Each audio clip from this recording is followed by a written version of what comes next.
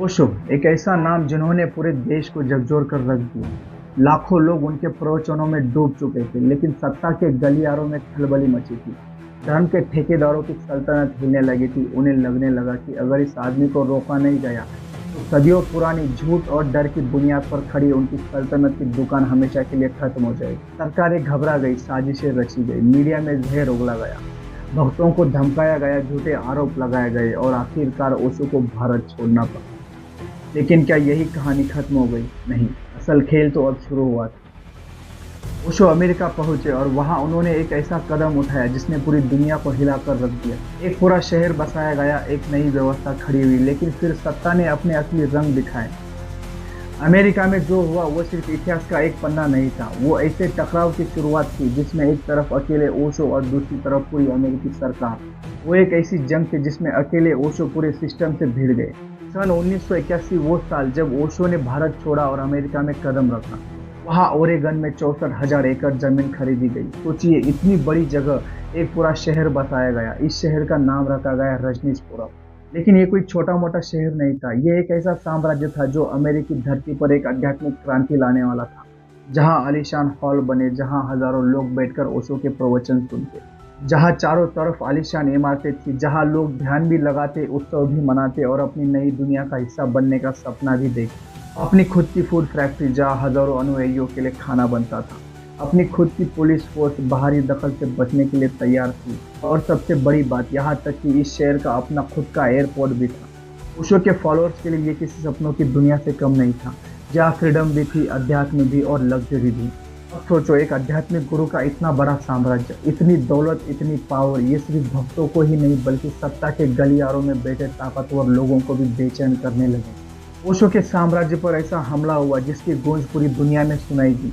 जितना बड़ा ये साम्राज्य बना, उतने ही तेजी से इसके दुश्मन भी खड़े होने लगे।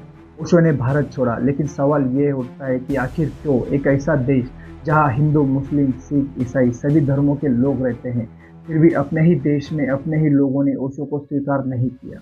तो अब सोचो, जहाँ कट्टरपंथी ईसाइयों की भरमार हो, वहाँ ओशो को कैसे स्वीकार किया जाता? और फिर उनके भगवा वस्त्र, गले में माला, लंबे बाल और दाढ़ी, ऊपर से ये संस्कृत नाम वाले, ये सब देखकर अमेरिका के कट्टर ईसाई पागल हो उठे। ओशो सिर्फ वहाँ के नागरिकों को ही नहीं बल्कि डॉक्टर, वैज्ञानिक, प्रोफेसर, बड़े बड़े फिल्म मेकर जो पूरी जिंदगी तर्क और विज्ञान के लॉजिक के आधार पर फैसले लेते रहे, उन्हें भी अपनी बातों से प्रभावित कर रहे थे। क्या ओशो महज एक साधारण आध्यात्मिक गुरु थे, या फिर उनके शब्दों में इतनी ताकत थी कि दुनिया के सबसे प्रभावशाली हस्तियां भी उनके आगे नतमस्तक हो रही थी? वो ना सिर्फ ईसाई धर्म पर सवाल उठा रहे थे बल्कि अमेरिकी राजनीति की भी परतें उधेड़ रहे थे। और फिर यहीं से शुरू हुआ वो खेल जिसने रजनीशपुरम को तबाह कर दिया। अमेरिका जाने के बाद ओशो 3.5 साल तक तो मौन रहे, कोई प्रवचन नहीं, कोई बयान नहीं, बस गहरी साधना। लेकिन जब उन्होंने बोलना शुरू किया तो ऐसा लगा मानो तूफान आ गया हो। अब हर दिन इंटरनेशनल प्रेस कॉन्फ्रेंस होने लगी। ओशो की बातें सिर्फ उनके अनुयायियों तक नहीं बल्कि पूरी दुनिया में प्रसारित होने लगी। उन्होंने न सिर्फ धर्म की सच्चाई को उजागर किया बल्कि अमेरिकी राजनीति के काले सच को भी सामने रखना शुरू कर दिया। उन्होंने बाइबल की आलोचना की। उन्होंने कहा कि सच्चा अध्यात्म तो जैन धर्म, बौद्ध धर्म, हिंदू धर्म और चाइना के ताओ धर्म में है, लेकिन जो कुछ भी पश्चिम में धर्म के नाम पर चल रहा है वो असली आध्यात्मिकता से कोसों दूर है। अब सोचिए, जिस देश में कट्टर ईसाई समुदाय बहुमत में था, वहाँ बाइबल पर सवाल उठाना कितना बड़ा अपराध था। यहीं से अमेरिकी चर्च, पादरी और राजनीतिक नेताओं ने ओशो को अपना दुश्मन मान लिया। लेकिन असली खेल तो अब शुरू हुआ था। ओशो सिर्फ एक आध्यात्मिक गुरु नहीं बल्कि अमेरिका सत्ता के लिए एक खतरनाक व्यक्ति बन चुके थे। उनकी बातें न सिर्फ धर्म की पोल खोल रही थी बल्कि राजनीति की भी परतें उधेड़ रही थी। उन्होंने बताया कि अमेरिकी नेता और चर्च के बड़े लोग कैसे जनता को गुमराह कर रहे हैं, कैसे धर्म को सत्ता के हथियार की तरह इस्तेमाल कर रहे हैं। ओशो के शब्दों की आग इतनी तेज थी कि सिर्फ विचारों से उन्हें रोका नहीं जा सकता था। अब सत्ता के खेल में सबसे बड़ा सवाल यह था कि ओशो को रोकने के लिए कौन सा घिनौना षड्यंत्र रचा जाएगा। अब खेल की सबसे खतरनाक चाल यहाँ पर चली गई। एक ऐसा झूठ फैलाया गया जिससे पूरा अमेरिका ओशो के खिलाफ खड़ा हो गया। ओशो का आश्रम कम्यून था, एक ऐसा समुदाय जहाँ लोग साथ मिलकर रहते थे, लेकिन अमेरिकी नेताओं ने और धर्मगुरुओं ने इसे कम्युनिस्ट प्रचारित करना शुरू कर दिया। देखो, ये लाल कपड़ा पहनते हैं, कम्युनिस्ट भी लाल झंडा उठाते हैं, ये असल में अमेरिका में कम्युनिज्म फैला रहे हैं। अमेरिका में कम्युनिस्ट शब्द एक गाली था। अमेरिका का सबसे बड़ा दुश्मन सोवियत यूनियन था, जो कम्युनिस्ट विचारधारा पर चलता था, और अब ओशो और उनके अनुयायियों को भी कम्युनिस्ट करार दिया जाने लगा। इस अफवाह ने घी का काम किया और फिर भड़क उठी वो आग जिसने ओशो की पूरी दुनिया हिला कर रख दी। ओरेगन के लोकल लोग पहले से ही ओशो और उनके अनुयायियों के खिलाफ थे, और इस नई साजिश ने उनकी नफरत को और भी भड़का दिया। अमेरिका, जहां फ्रीडम ऑफ स्पीच का नारा सबसे ऊंचा है, लेकिन अब ओशो पर बात आई तो आज़ादी दम तोड़ने लगी। जैसे ही ओशो का प्रवचन शुरू होता, आसमान में अमेरिकी मिलिट्री के जेट्स गरजने लगते। वहां के कानून के मुताबिक किसी भी रिहायशी इलाके के ऊपर सैन्य विमान 20 फीट से नीचे नहीं उड़ सकते, लेकिन रजनीशपुरम में ये नियम भी तोड़ा गया। जेट्स इतनी तेजी से आवाज करते कि ओशो का प्रवचन डिस्टर्ब हो जाए। एक सोची समझी रणनीति के तहत डर और दहशत का माहौल बनाया गया ताकि लोग घबरा जाए और ओशो को छोड़कर भाग जाए। लेकिन यहाँ खेल उल्टा पड़ गया। रजनीशपुरम में अजीब नजारा था। बूढ़े, जवान, बच्चे, औरतें, हर कोई अपनी जान देने को तैयार था। वे जानते थे कि अमेरिकी सत्ता अब किसी भी हद तक जा सकती है, लेकिन फिर भी वे डटे रहे। 5000 से भी ज्यादा लोग ओशो के नाम पर मर मिटने के लिए तैयार थे। जब यह सब नाकाम हो गया तो अमेरिकी मीडिया में झूठी खबरें फैलाई गई। ओशो के खिलाफ अरेस्ट वारंट जारी करने की खबरें अखबारों में आने लगी। हकीकत ये थी कि किसी भी मजिस्ट्रेट ने कोई भी गिरफ्तारी वारंट जारी नहीं किया था, लेकिन सरकार ने पूरी ताकत लगा दी कि पुलिस और कोर्ट किसी भी तरह से ओशो को अपराधी साबित करे। अमेरिकी पुलिस डिपार्टमेंट ने मना कर दिया। उन्होंने कहा, अगर हम किसी भी निर्दोष आदमी को गिरफ्तार करेंगे तो कल को हमारे ऊपर ही केस चलेगा, क्योंकि अमेरिका में कानून कहता था हर नागरिक को अभिव्यक्ति की आज़ादी है। अमेरिका जो दुनिया को लोकतंत्र सिखाता है, मानव अधिकार सिखाता है, वो अब एक आध्यात्मिक गुरु से इतना डर गया था कि उनके प्रवचन रोकने के लिए अपनी मिलिट्री तक को झोंक दिया। तो ये फ्रीडम ऑफ स्पीच था या सत्ता का नंगा नाच, जो अमेरिकी मीडिया वारगेट स्कैंडल को उजागर कर सकता था, जिसने वियतनाम युद्ध की पोल खोली थी।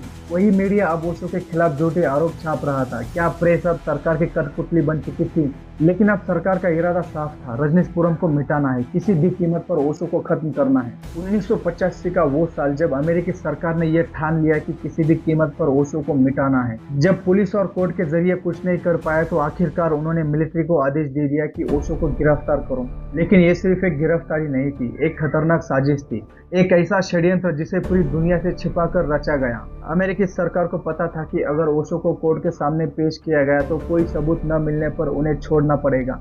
इसीलिए मिलिट्री को काम पे लगाया गया, क्योंकि मिलिट्री को वारंट की जरूरत नहीं थी। और फिर ओशो को गिरफ्तार कर लिया गया। ओशो को 12 दिन तक जेल से जेल घुमाया गया। अमेरिकी सरकार ने ठान लिया था कि ओशो को कोर्ट में पेश नहीं करेंगे।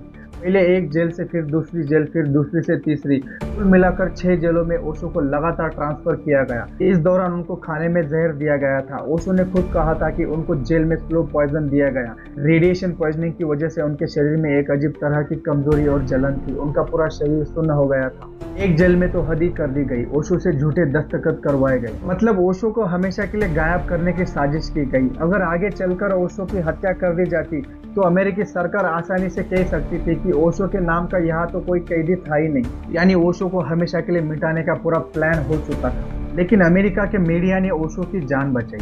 लगभग 6 से 7 हेलीकॉप्टर कैमरा लिए लगातार जेल के ऊपर मंडराते रहते। क्या हो रहा है, ओशो के साथ क्या किया जा रहा है? पूरी दुनिया देख रही थी कि ओशो के साथ क्या हो रहा है। अब अमेरिकी सरकार फंस चुकी थी, लेकिन एक जेलर के हिम्मत ने सारा खेल बदल कर रख दिया। एक अमेरिकी जेलर जो 15 दिनों के बाद रिटायर होने वाला था, उसने ओशो से कहा, मुझे पता है कि आप निर्दोष है, ऊपर से आदेश आया है कि आपको प्रताड़ित किया जाए, लेकिन मैं ऐसा नहीं करने वाला। और फिर उसी जेलर ने ओशो को जेल में प्रेस कॉन्फ्रेंस करने की अनुमति दे दी।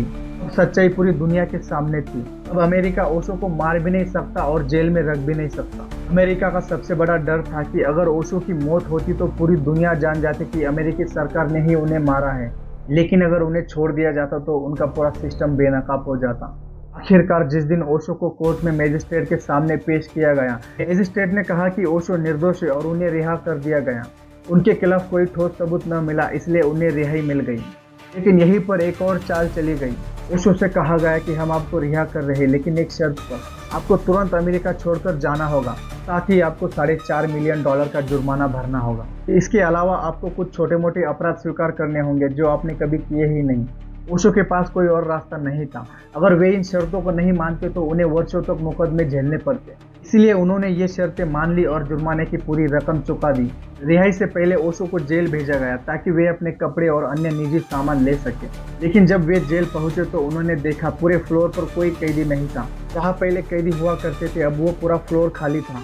ये एक अजीब बात थी, लेकिन ओशो ने इस पर ज्यादा ध्यान नहीं दिया। उन्हें बस 5 मिनट के लिए वहां रुकना था, औपचारिकताएं पूरी करनी थी और वहां से निकल जाना था। लेकिन उन्हें ये पता नहीं था कि उनके लिए जेल में मौत का जाल बिछाया गया था। अमेरिकी सरकार द्वारा ओशो को जान से मारने की एक गहरी साजिश रची जा चुकी थी।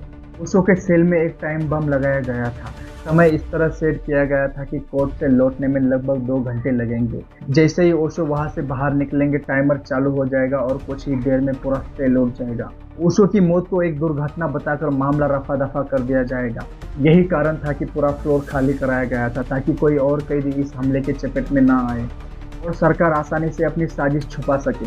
लेकिन संयोग से ओशो समय से पहले ही जेल से बाहर निकल चुके थे और कुछ ही मिनटों के बाद एक जबरदस्त विस्फोट हुआ। पूरी दुनिया में हड़कंप मच गया। मीडिया में यह खबर आग की तरह फैल गई कि अमेरिकी सरकार ने ओशो की हत्या की कोशिश की। इस घटना के बाद अमेरिका की छवि पूरी दुनिया में खराब हो गई। ओशो ने अमेरिका छोड़ दिया और भारत वापस आ गए, लेकिन उनकी परेशानियां अब खत्म नहीं हुई थी। वो नेपाल गए, फिर उसके बाद 21 देश और गए, लेकिन अमेरिका के दबाव में आकर किसी ने हिम्मत नहीं की कि ओशो को जगह दे सके। आखिरकार 1986 में मजबूरी में ओशो को भारत लौटना पड़ा। करीब 6 महीने तक वे मुंबई में रहे। फिर जनवरी 1987 में वे पुनः आश्रम वापस लौटे। उनकी तबीयत बिगड़ने लगी, उनका स्वास्थ्य धीरे धीरे कमजोर होता गया और वे पहले की तरह सक्रिय नहीं रह पाए और 19 जनवरी 1990 को ओशो ने अपना शरीर त्याग दिया। लेकिन ये सवाल आज भी बरकरार है कि क्या उनकी मौत स्वाभाविक थी या ये उसी धीमे जहर का असर था जो अमेरिकी सरकार के द्वारा ओशो को दिया गया था। इस सवाल का जवाब इतिहास में कई छिपा है, लेकिन ये साफ है कि ओशो के साथ जो कुछ हुआ वो एक गहरी साजिश थी। अगर आप लोगों को मेरा ये वीडियो पसंद आया तो प्लीज़ मुझे सपोर्ट करिए, लाइक करिए, शेयर करिए और सब्सक्राइब करिए। धन्यवाद।